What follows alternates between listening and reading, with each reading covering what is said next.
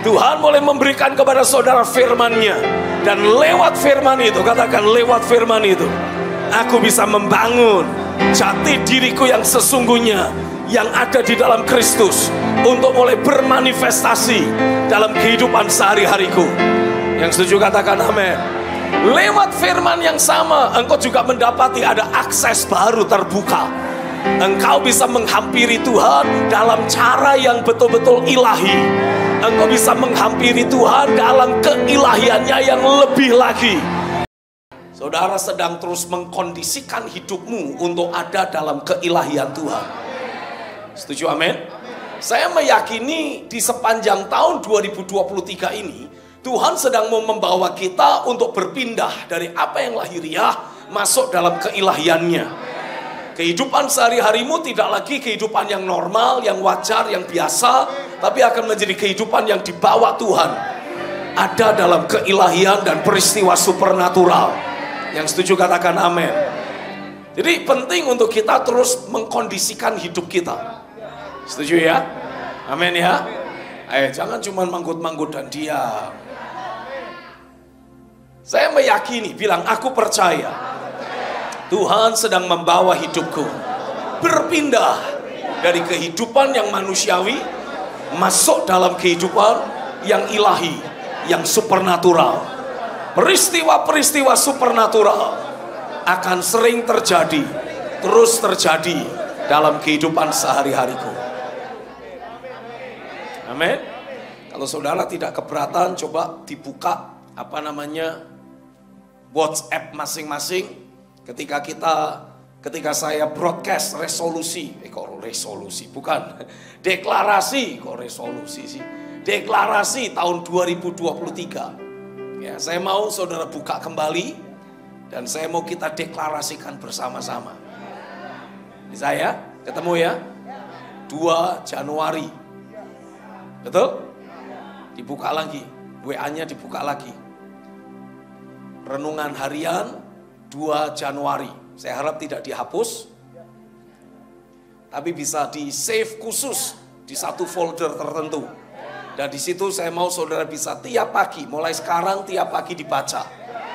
Ya, saran saya sebaiknya begitu saudara bangun tidur, paling lambat 20 menit setelah saudara bangun tidur, saudara langsung baca deklarasi 23. Deklarasikan dengan sungguh-sungguh. Mungkin ada yang nanya, kenapa harus 20 menit paling lambat? Paling lama setelah bangun 20 menit. Kenapa seperti itu? Karena di waktu itu saudara belum betul-betul awake. Alam bawah sadarmu itu masih terbuka. Jadi saudara deklarasikan deklarasi ini akan langsung masuk ke alam bawah sadar saudara. Mengoreksi dan mencetak ulang jati dirimu. Yang karena proses pembentukan dunia sudah kadung, terlanjur tercetak juga dalam alam bawah sadar kita. Biar semuanya alami perubahan. Setuju amin? Bisa kita mulai? Semua ada, yang tidak ada boleh nebeng temannya. Ya, 2 Januari boleh nebeng temannya. Kita baca sama-sama. 1, 2, 3. Sebagai ciptaan baru, saat ini aku menikmati manusia roh yang terus berkobar-kobar. Aku menikmati kehidupan yang selalu dilingkupi sukacita ilahi. Aku menikmati bekerjanya roh doa. Aku menikmati adanya hati yang bersyukur dalam segala perkara. Aku menikmati adanya manifestasi buah-buah roh dalam kehidupan sehari-hariku. Ada manifestasi kasih, sukacita, damai sejahtera, kesabaran, kemurahan, kebaikan, kesetiaan, kelemah lembutan, penguasaan diri. Aku menikmati adanya manifestasi belas kasihan, compassion, dan hati yang penuh pengampunan.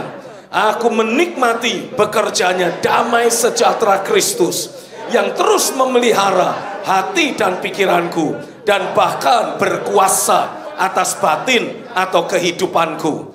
Saat ini aku undang dan aktivasi bekerjanya roh yang mencintai Tuhan secara mati-matian, gila-gilaan, habis-habisan dalam hidupku. Roh doa dan roh penyembahan mengalir dengan deras dari dalam batinku.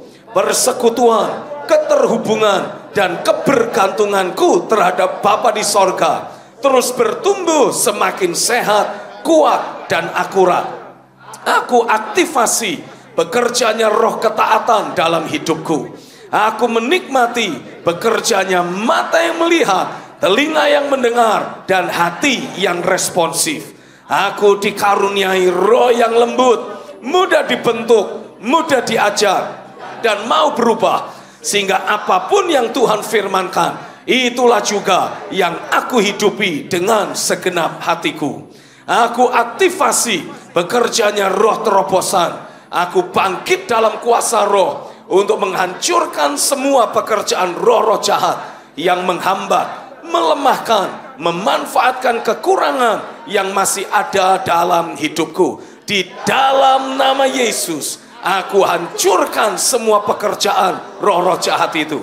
Dan di dalam nama Yesus, aku taklukkan berbagai data atau fakta negatif yang menghalangi aku untuk memunculkan puncak potensiku di dalam Kristus, ataupun dalam menuntaskan rencana Tuhan atas hidupku. Aku telah menerima anugerah Bapa yang memampukan diriku untuk menanggung segala sesuatu dan bahkan mengerjakan hal-hal besar untuk kemuliaannya. Aku aktifasi bekerjanya roh yang berkemenangan. Roh Kudus membuka mata hatiku untuk selalu berjalan di jalan-jalannya dan melihat bekerjanya tangan kedaulatan Tuhan atas hidupku. Roh Kudus memastikan diriku selalu menikmati hal-hal yang terbaik yang memang Bapa sudah sediakan bagiku. Aku menjalani keseharianku dari titik kemenangan Kristus atas iblis, dosa, dan maut. Aku selalu menikmati aliran sukacita dan sorak-sorai kemenangan dalam kehidupanku. Aku aktifasi bekerjanya roh kecakapan dan hikmat dalam hidupku. Aku selalu menikmati tuntunan, arahan spesifik yang Roh Kudus berikan dalam batinku, memampukan aku untuk menghandle secara akurat berbagai situasi, keadaan yang memang harus aku hadapi. Roh Kudus memberi aku kemampuan untuk secara strategis merealisasikan berbagai agenda isi hati Tuhan. Bahkan Roh Kudus memberi aku kemampuan untuk mempengaruhi orang banyak agar melangkah dalam keakuratan. Aku aktifasi bekerjanya roh iman untuk bermanifestasi dalam kehidupan sehari-hariku. Tuhan memberi aku kemampuan untuk dengan mudah meyakini apapun yang Dia firmankan atau janjikan, dan bertindak atau menjalani kehidupan sehari-hariku sesuai dengan apa yang sudah Dia firmankan. Aku dibangkitkan Tuhan untuk menjadi seorang penakluk dalam kehidupan sehari-hariku. Aku aktifasi bekerjanya roh kasih dan kuasa dalam hidupku. Roh Kudus terus mengkomunikasikan pikiran dan perasaan Kristus atas orang-orang yang berinteraksi dengan diriku. Lewat hidupku, semua orang yang berinteraksi dengan diriku jadi mengalami kemerdekaan, kemenangan, kesembuhan, terobosan, dan perubahan hidup secara drastis dan dramatis. Berbagai karunia roh dan hal-hal supernatural terus terjadi di dalam kehidupanku dan melalui hidupku untuk menjamah orang-orang yang berinteraksi dengan diriku. Roh seorang revivalist dan reformer terbangun kuat dalam kehidupanku dan terus bermanifestasi dalam hidupku sehari-hari. Katakan amin. Amin. Lewat deklarasi yang ada, saya percaya Tuhan sedang terus bekerja dalam hidupmu, mempersiapkan dirimu untuk betul-betul dibawa masuk dalam keilahian Tuhan. Yang setuju katakan amin. Buka Alkitabmu sekali lagi dalam kitab Yesaya pasal yang ke-40. Yesaya pasal yang ke-40 Saya mengajak kita membaca ayat 3 sampai ayat yang kelima. Yesaya 40 ayat 3 sampai 5. Ada suara yang berseru-seru, persiapkanlah di padang gurun jalan untuk Tuhan. Luruskanlah di padang belantara jalan raya bagi Allah kita. Setiap lembah harus ditutup dan setiap gunung dan bukit diratakan. Tanah yang berbukit-bukit harus menjadi tanah yang rata dan tanah yang berlekuk-lekuk menjadi dataran lebih keras. Maka kemuliaan Tuhan akan dinyatakan dan seluruh umat manusia akan melihatnya bersama-sama. Sungguh Tuhan sendiri telah mengatakannya. Ada suatu suara yang Tuhan sedang terus perdengarkan pada hari-hari ini. Ya, Tuhan menggambarkan kehidupan sehari-hari kita itu seperti perjalanan di padang gurun dan padang belantara. Tapi Alkitab menubuatkan bahkan di padang gurun dan di padang belantara sedang dipersiapkan sebuah jalan untuk Tuhan. Apa maksud ini semua? Tuhan menghendaki agar setiap kita sebagai orang percaya mulai belajar menyadari. Katakan, aku disadarkan. Aku harus menyadarkan diriku bahwa dari pihak Tuhan sedang ada manifestasi kedaulatan kuasa yang ingin Dia nyatakan dalam kehidupan sehari-hariku. Oh, come on, katakan amin. Alkitab menegaskan, berseru, ada suara yang berseru-seru, persiapkanlah di padang gurun jalan untuk Tuhan. Luruskanlah di padang belantara jalan raya bagi Allah kita. Saya yakin sementara waktu-waktu terakhir ini Tuhan sedang terus memulihkan kehidupan sehari-hari kita dengan roh doa. Oh, come on, katakan amin. Saya berdoa biarlah dalam kehidupanmu roh doa itu betul-betul terus bekerja, terus berbicara. Ketika saudara membaca kitab Filipi pasal yang keempat, dalam ayat terjemahan The Passion, Alkitab menuliskan, biarlah engkau mulai menceritakan detail hidupmu. Apa itu? Doa. Engkau menceritakan detail hidupmu kepada Tuhan, tapi bukan dengan kekhawatiran. Spirit yang menyertai doa-doamu adalah roh iman. Maka saya percaya engkau sedang mulai membangun sebuah jalan raya bagi Tuhan. Keilahian Tuhan akan jadi semakin sering terjadi dalam hidupmu. Semakin sering engkau menceritakan detail hidupmu dengan roh iman, engkau akan mulai mendapati respon dari sorga akan semakin sering terjadi. Tuhan akan mulai memberikan kepada saudara firman-Nya. Oh, come on, katakan amin. Tuhan mulai memberikan kepada saudara firman-Nya. Dan lewat firman itu, katakan lewat firman itu, aku bisa membangun jati diriku yang sesungguhnya yang ada di dalam Kristus untuk mulai bermanifestasi dalam kehidupan sehari-hariku. Yang setuju katakan amin. Lewat firman yang sama, engkau juga mendapati ada akses baru terbuka. Engkau bisa menghampiri Tuhan dalam cara yang betul-betul ilahi. Engkau bisa menghampiri Tuhan dalam keilahiannya yang lebih lagi. Dan hari ini saya berdoa biarlah kehidupanmu betul-betul sedang terus mulai dibiasakan, sedang mulai terus dilingkupi oleh berbagai manifestasi firman, pernyataan firman yang Roh Kudus bawa dalam hidupmu.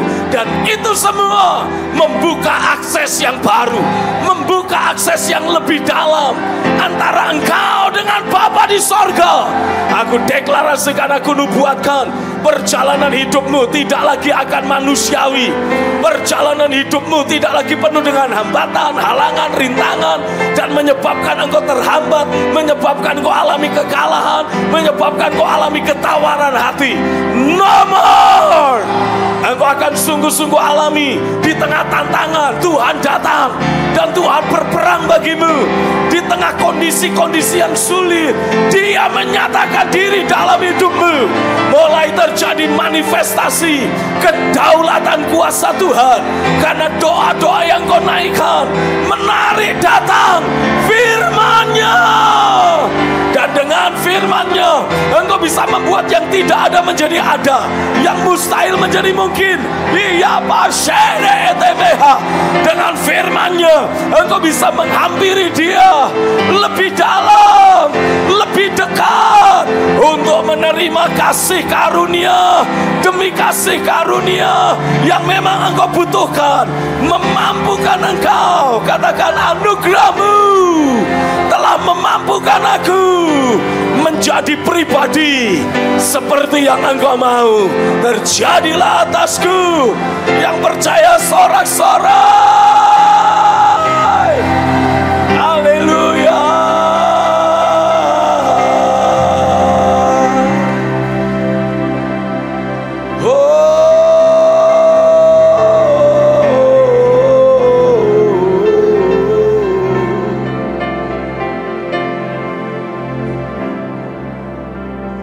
Jadikan aku bait suci-Mu yang kudus dan yang,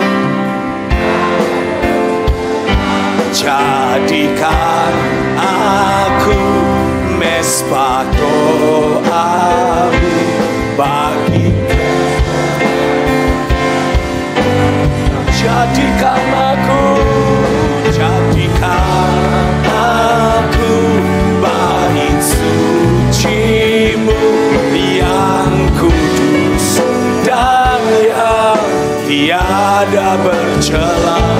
Jadikan aku mesbah doa-Mu bagi keselamatan. Sekali lagi sama-sama, jadikan aku bait suci-Mu yang kudus dan yang tiada bercela. Jadikan aku mesbah doa-Mu bagi keselamatan bangsaku.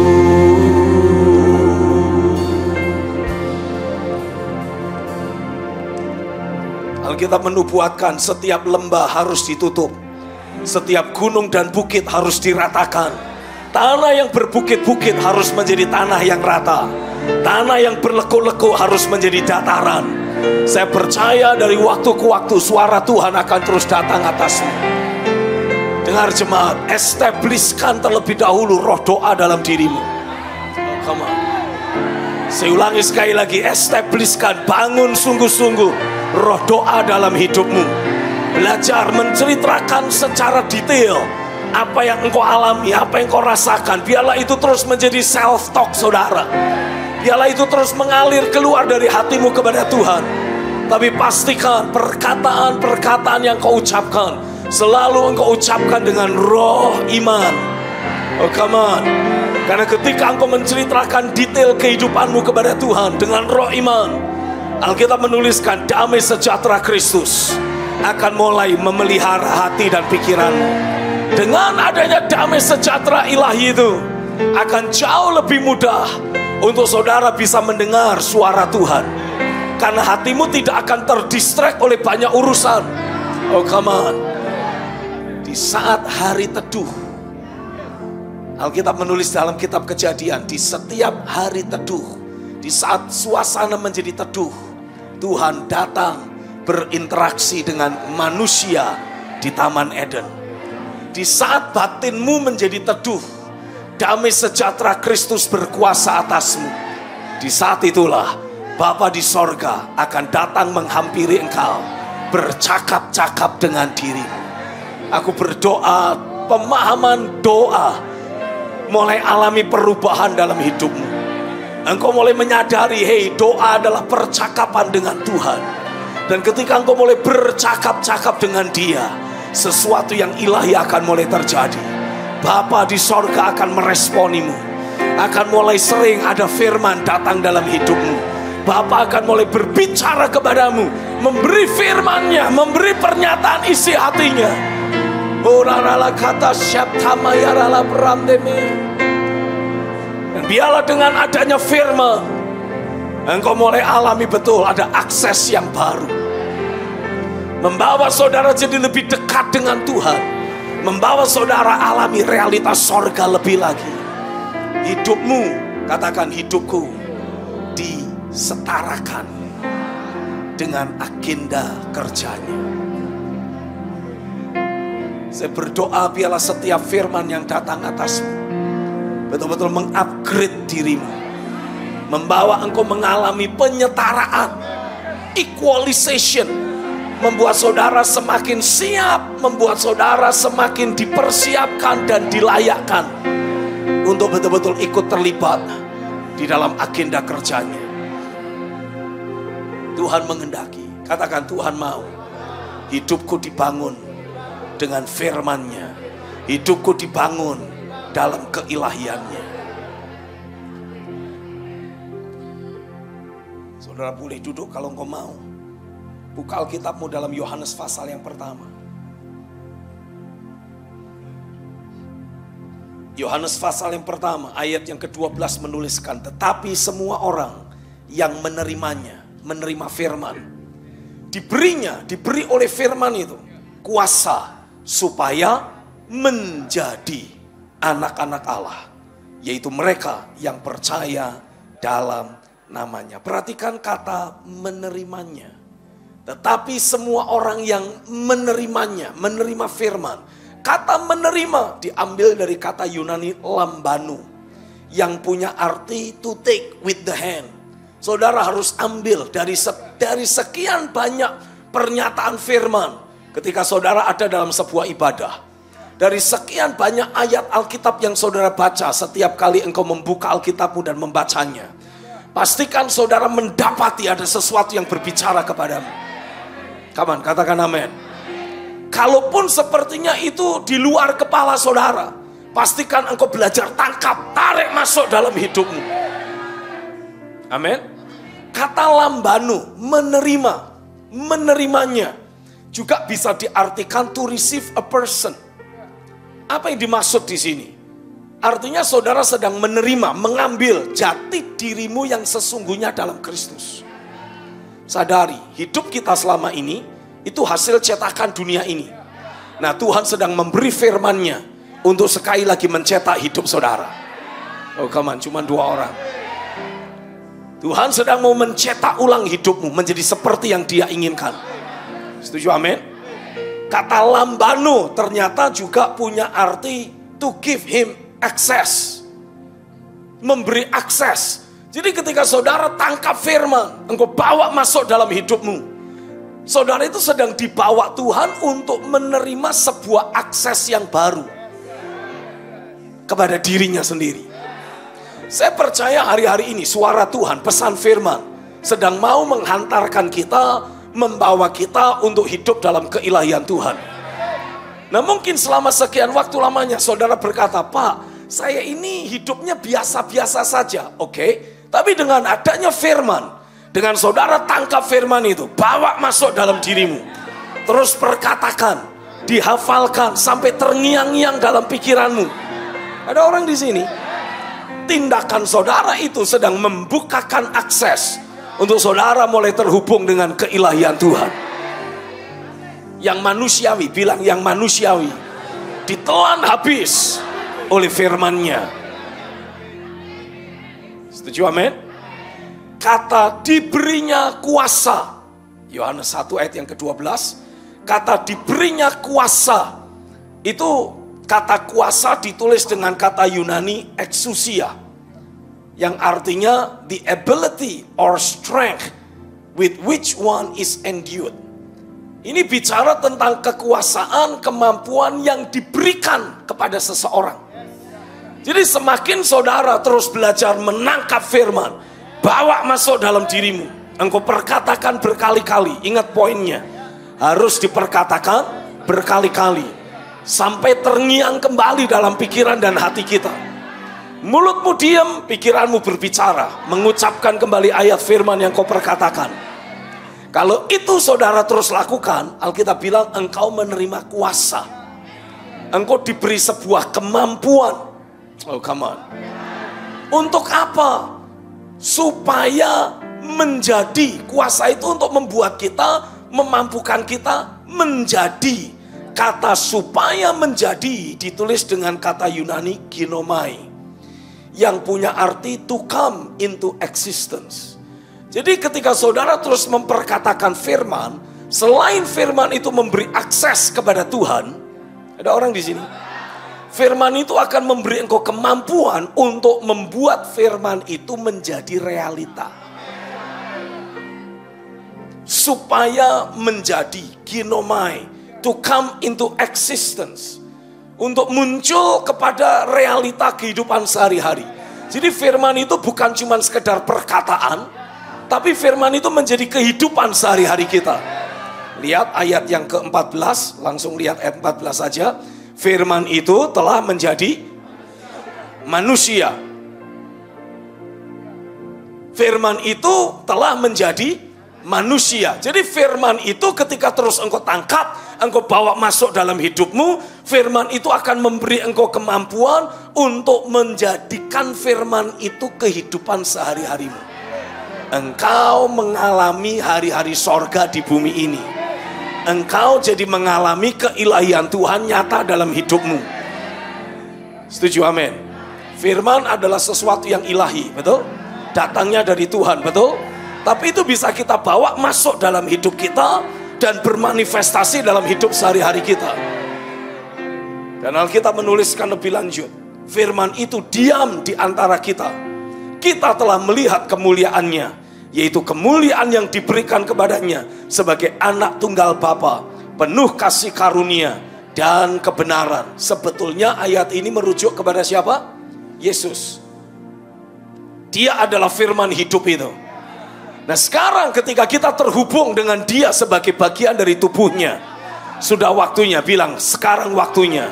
Aku harus pastikan keilahian yang sama yang ada pada Yesus ada dalam hidupku. Firman hidup itu hidup dalam diriku.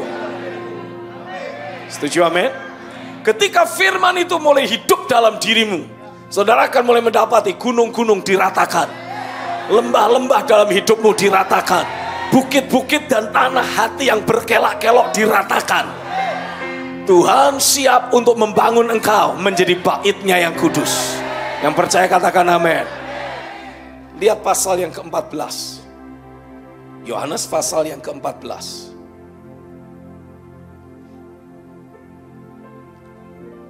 Dalam ayat yang ke-15 sampai ayat yang ke-17, Alkitab menulis seperti ini. Jikalau kamu mengasihi aku, kamu akan menuruti segala perintahku. Perhatikan lebih lanjut. Ketika saudara terus ambil firman, gosokkan dalam dirimu, engkau mulai memperkatakan firman itu berkali-kali. Ada orang di sini? Saudara akan mulai mengalami dari dalam dirimu, katakan dari dalam diriku akan muncul instruksi dari roh kebenaran, dari roh kudus. Jadi Tuhan tidak menghendaki saudara itu terus pasif.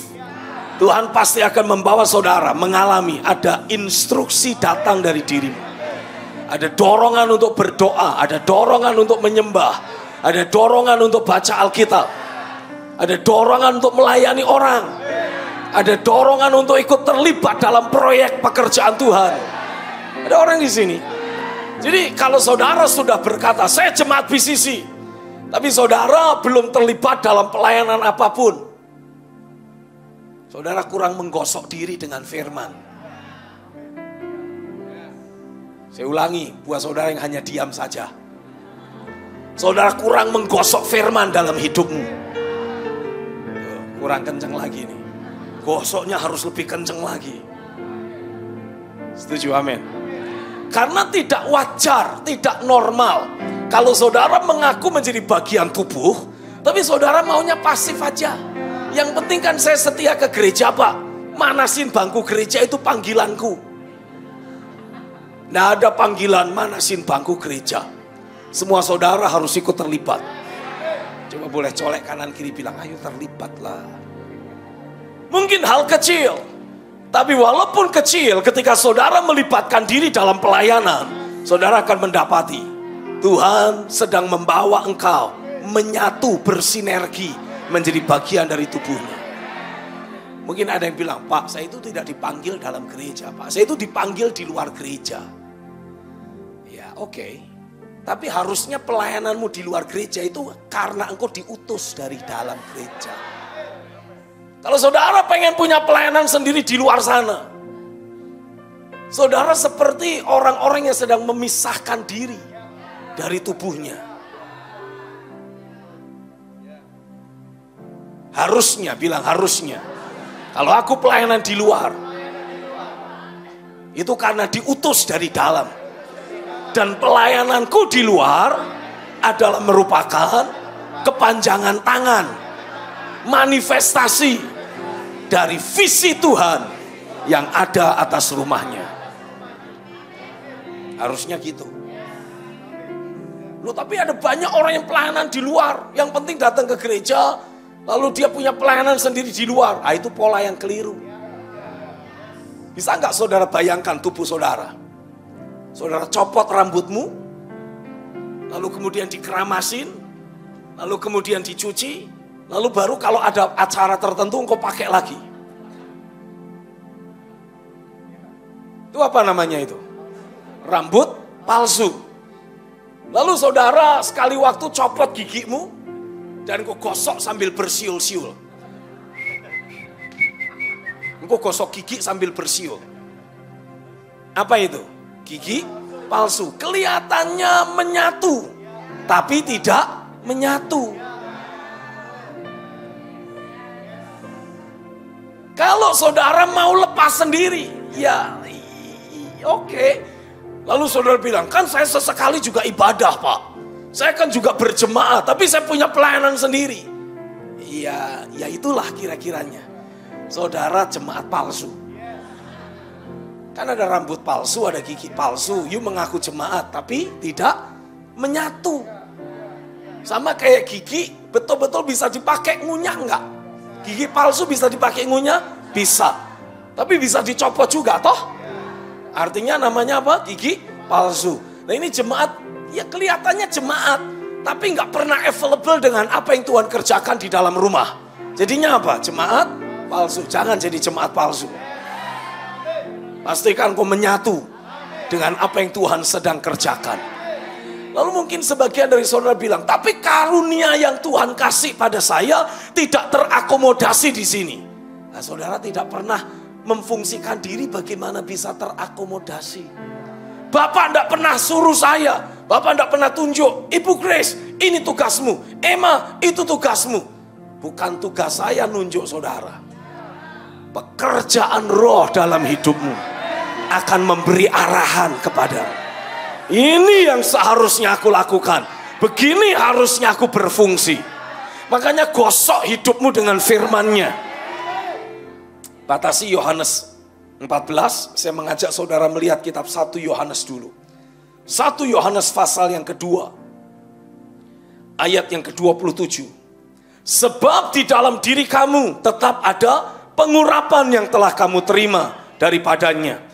Karena itu tidak perlu kamu diajar oleh orang lain. Tetapi sebagaimana pengurapannya mengajar kamu tentang segala sesuatu. Dan pengajarannya itu benar, tidak dusta. Dan sebagaimana ia dahulu telah mengajar kamu, demikianlah hendaknya kamu tetap tinggal di dalam dia. Kata mengajar di sana diambil dari kata Yunani didasko, yang punya arti memberi instruksi.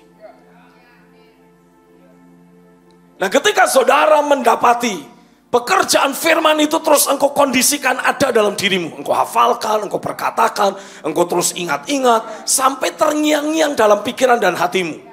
Ada orang di sini. Firman itulah, katakan firman itulah. Firman yang terngiang-ngiang terus berbicara dalam batinku. Itulah yang disebut pengurapan yang aku terima daripadanya. Firman itu, pengurapan itu akan mengajar aku, memberi instruksi kepadaku. Jadi saudara tahu apa yang harus kau lakukan. Oh, come on. Hari ini saya mau tegaskan buat saudara, Tuhan mengendaki firman-Nya hidup dalam dirimu. Setuju, amin? Firman-Nya terus bekerja kuat dalam dirimu. Dan ketika saudara mengikuti setiap perintah, instruksi yang Roh Kudus berikan. Dalam ayat yang ke-16, Yohanes 14 ayat 16. Tuhan berkata, aku akan minta kepada Bapa, dan Ia akan memberikan kepadamu seorang penolong yang lain, supaya Ia menyertai kamu selama-lamanya, yaitu Roh kebenaran. Dunia tidak dapat menerima Dia, sebab dunia tidak melihat Dia dan tidak mengenal Dia. Tetapi kamu mengenal Dia, sebab Ia menyertai kamu dan akan diam di dalam kamu. Saudara mulai mendapati Roh Kudus akan mulai terus beracara, bekerja, berbicara dalam batinmu. Saudara bukan lagi jemaat yang tidak tahu arah. Kebenaran akan memberi arahan kepadamu. Roh kebenaran akan terus menuntun saudara. Aman, yang setuju katakan amin. Lalu dalam ayat yang ke-21 ditegaskan lebih lanjut. Barang siapa memegang perintahku dan melakukannya, dialah yang mengasihi aku. Dan barang siapa mengasihi aku, ia akan dikasihi oleh Bapa-Ku. Dan aku pun akan mengasihi dia dan akan menyatakan diriku kepadanya.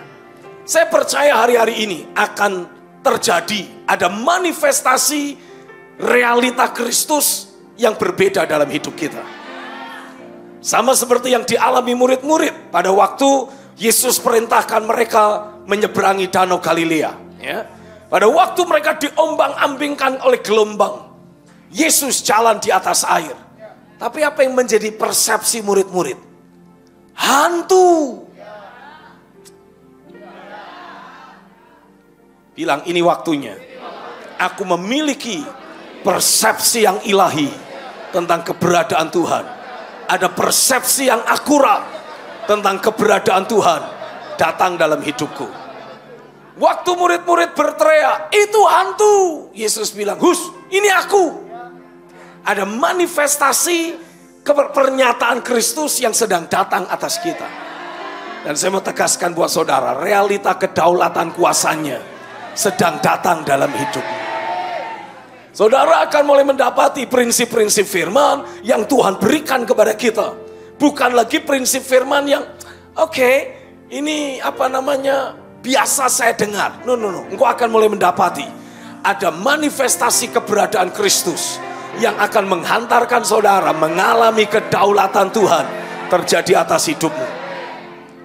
Ketika Rasul Yohanes ada di Pulau Patmos, Alkitab menuliskan Yesus datang kepadanya. Di dalam Injil Yohanes, di perjamuan terakhir, saat Yesus berkata, ada salah satu daripadamu akan menjual aku, mengkhianati aku. Alkitab menceritakan Yohanes menyenderkan kepalanya ke bahu Yesus. Lalu berbisik bertanya, siapakah orang itu ya Tuhan? Sudah baca itu? Tapi dalam kitab Wahyu, saat Yesus datang kepada Rasul Yohanes di Pulau Patmos, Alkitab cerita, Yohanes seperti orang mati. Dia tertelungkup karena yang datang kepadanya adalah Yesus yang berbeda. Pakai tanda kutip. Yesus yang sudah dipermuliakan. Yesus yang adalah raja segala raja. Tidak bisa disenderi lagi dengan kepalanya. Dengar, Yesus yang selama ini engkau kenal hanya tertulis di dalam Alkitab, yang dinyatakan sebagai orang Nazaret. Ada orang di sini lahir dari perawan Maria. Itu bukanlah Yesus yang kau kenal karena dia sudah ada di tahta sorgawi. Dan saya berdoa biarlah Yesus yang ada di sorga, yang bertahta di sebelah kanan Bapa, akan mulai memanifestasikan dirinya dalam hidupmu. Dengan cara yang berbeda, dengan cara yang ilahi, dia mengkondisikan pikiranmu untuk siap menerima keilahiannya itu.